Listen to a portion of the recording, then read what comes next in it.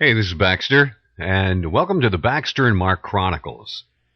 For me to tell the story of Baxter and Mark the way I know it and remember it to the best of my knowledge, I'd have to start back at the beginning for you to understand what was going on with us and who we were and how we got together and what happened after that.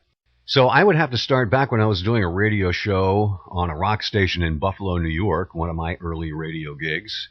I got a call from a radio consultant, a guy named Art Wander, who consulted rock stations in Denver. This one rock station anyway, called KAZY. He asked me if I might be interested in working out there. Now, I'd always thought about going out west. Most of my life, I'd lived along the East Coast. So I took the job, and I ended up doing the morning show on Denver's KAZY, which no longer exists. Now, back then, multi-person morning shows were pretty much unheard of on FM radio, but I grew up listening to Top 40 radio in D.C. on the AM dial where jocks were doing personality radio.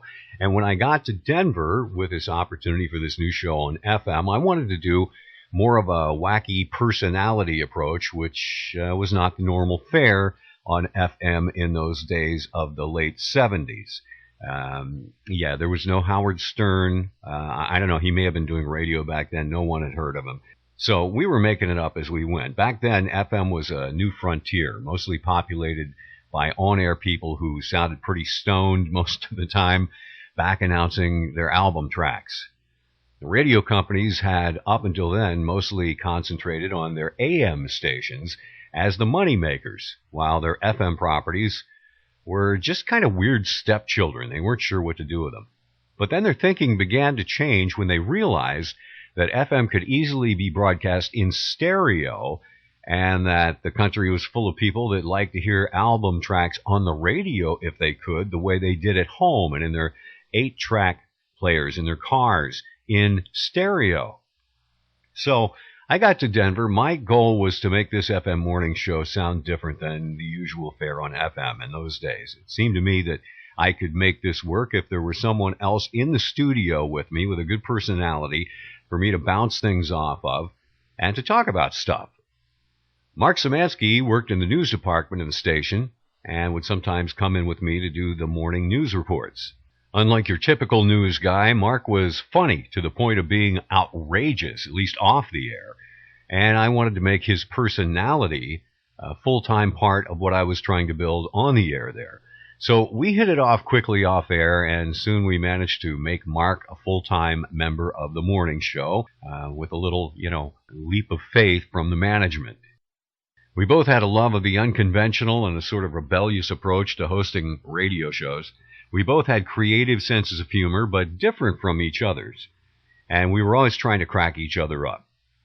It wasn't long before our show started to click on the air, both with our comments between the songs and the little creations we came up with, like fake commercials, commercial parodies of popular TV shows of the day, like Dallas. We did Fort Worthless, and instead of J.R. Ewing and his wife Sue Ellen, our version featured J.R. and Sue Mellons. We did I Love Goosey and some others. And back then, FM radio listeners in the Denver area who were now waking up with their Rocky Mountain highs were going, what the? But soon, it seemed they were pulled into our demented little world, and the station was starting to reap the benefits. Our consultant, the guy who hired me, Art Wander, would come to town to Denver there every couple of months and take us out to breakfast and try to figure out just what Mark and I, what the hell we were doing in the morning on the show, because management would, fill his ear with, well, they're doing this I Love Goosey and this. So Art would try to figure out what was going on, and we would mess with Art over breakfast, nodding a lot, telling him ridiculous things, trying our best to secretly crack each other up, feeding him bullshit and huevos rancheros.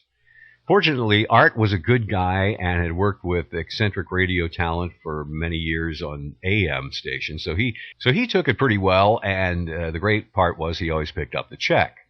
This process of putting people on was something we called pimping them, a term Mark coined. Nowadays it might be called pranking, but it's not exactly the same.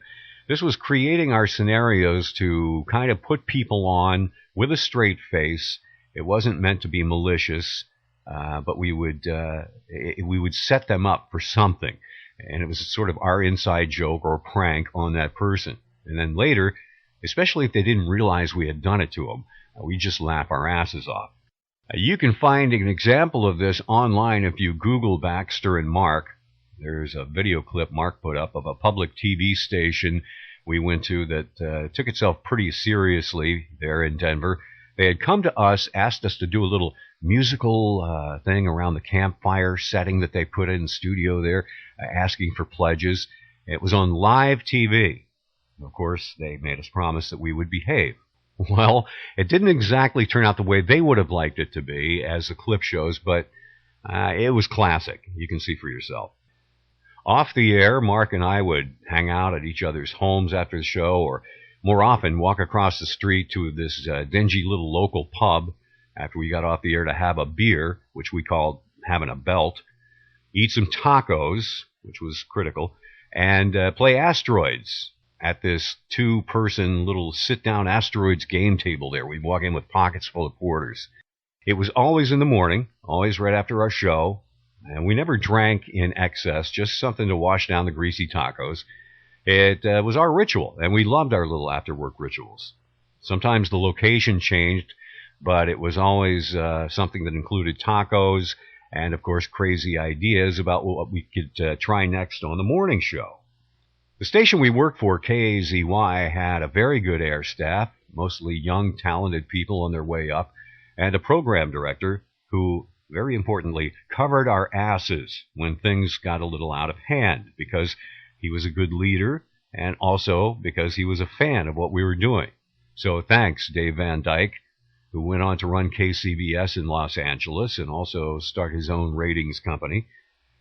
There was also Robin Eicherman, who after Denver became a radio legend in Seattle with the Robin and Maynard show. Greg Gillespie, who became successful going on to do radio consulting. Steve the Cooper, Greg Fitzgerald, and Garth Kemp, who ended up doing radio and TV in Los Angeles. The staff of KAZY was pretty tight. We were kind of like a family. As cliche as that sounds, we partied together, we shared our personal drama with each other, and celebrations, and we did some damn good, groundbreaking personality radio. Of course, a few years into it, the company was restructured, as radio companies will. We got a new general manager, and they fired Art, our consultant, hired a new consultant to come in and see if he could mess up a good thing. And the first thing he did was to cut the playlist by 2/3. In other words, we were down to 1/3 of the songs we had previously been playing for our listeners out there. And he also fired everyone on the staff, from the program director Dave on down the list, except for me. They wanted me to stay there. They wanted to yank Mark from the show, put him back in the news department doing straight news, which they did. And they wanted to keep me on the morning show. All of this went down on a Friday. That next Monday morning, I went to work and I was looking for trouble over what had happened. Coincidentally, the latest radio ratings for Denver were published in the newspaper that Monday morning. So I went on the air and began to read the ratings, in which the station did very well. And I congratulated each one of the now fired air personalities by name. And I informed the listeners that the reward for those people was to be canned by our new management. And then I proceeded to play a bunch of songs back to back that the new consultant had cut from our playlist. A couple of hours into my on-air self-destruction, our weaselly new GM peeked his head around the door and into the studio and asked me for my keys and asked me to leave the building, adding that, unfortunately, he would have to see to it that I never worked in the radio business again. So I achieved my desired result, because it was not cool with me to see all my talented friends get canned, my family, to have my morning show homogenized, Mark stripped off the show and stuck back in the newsroom, and for me to stick around and collect a paycheck through all this. I didn't want to work for the assholes after that anyway. About a month later, a new radio corporation came to Denver to open up a competing rock station.